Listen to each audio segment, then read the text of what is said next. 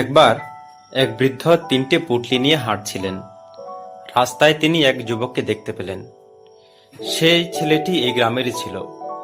তাকে দেখে বৃদ্ধ অনুরোধ করলেন, তুমি আমাকে একটা সাহায্য করবে? আমার এই তিনটে পুঁটলি অনেক ভারী, এর একটিকে তুমি নিতে পারবে? তাহলে আমার বোঝা কিছুটা হালকা হবে। আমি পাশের গ্রামে যাব, সেখানে পৌঁছিয়ে দিলে তোমাকে আমি 2টি স্বর্ণমুদ্রা দেব।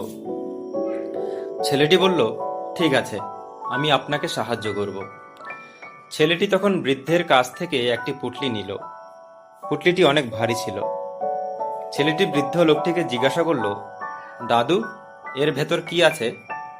বৃদ্ধ লোকটি একটু চাপা স্বরে জবাব দিল, যাতে আশেপাশের আর অন্য কেউ শুনতে না পারে, এর ভেতর 1000 ব্রোঞ্জের মুদ্রা আছে।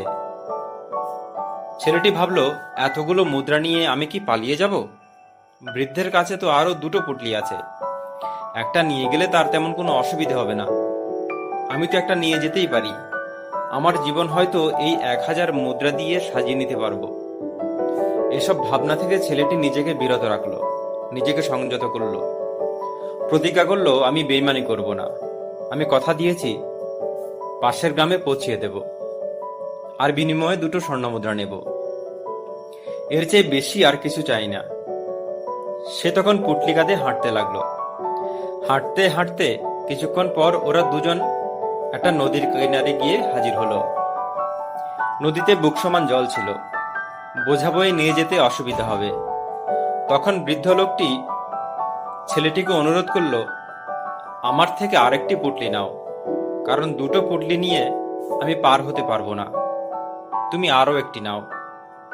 এই কথা শুনে ছেলেটি আরেকটা পুঁটলিও নিল। সেই পুঁটলিটি ছিল আগের পুঁটলি থেকে আরো বেশি ভারী। তখন ছেলেটি বৃদ্ধ লোকটিকে জিজ্ঞাসা করল, এই পুঁটলিতে কি আছে? বৃদ্ধ জবাব দিল, এখানে আছে 1500 রৌপ্য মুদ্রা। ছেলেটি এই কথা শুনে নীরব রইল। ওরা সতর্কভাবে নদী পার করল। নদী পার করতে করতে ছেলেটির মাথায় একবার পালিয়ে যাওয়ার চিন্তা এসেছিল, কিন্তু ছেলেটি বেইমানি না করার প্রতিজ্ঞার কথা মনে করল।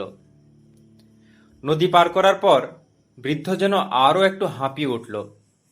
তারপর তারা আরো হাঁটতে লাগলো। হাঁটতে হাঁটতে একটা পাহাড়ের কাছে গিয়ে পৌঁছলো। পাশের গ্রামে যেতে সেই পাহাড়টি ডিঙিয়ে যেতে হবে। বৃদ্ধ তখন ছেলেটিকে অনুরোধ করল, আমি আর হাঁটতে পারছি না, তুমি আমার 3য় পুঁটলিটাও নাও, তাহলে আমি তোমাকে আরো 2টি স্বর্ণমুদ্রা দেব।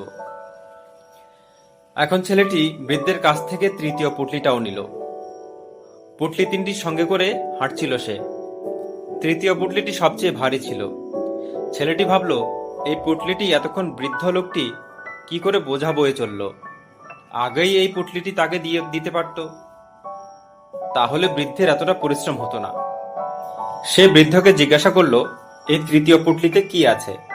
বৃদ্ধ জবাব দিল, এতে 2000 স্বর্ণমুদ্রা আছে, তাই এটি সবচেয়ে ভারী।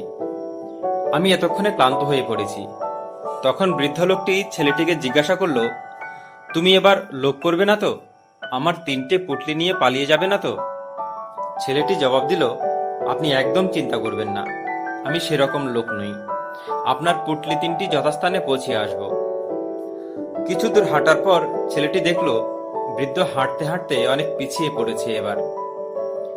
এবার চাইলে সে বৃদ্ধকে ছেড়ে পুঁটলি 3টি নিয়ে পালিয়ে যেতে পারে।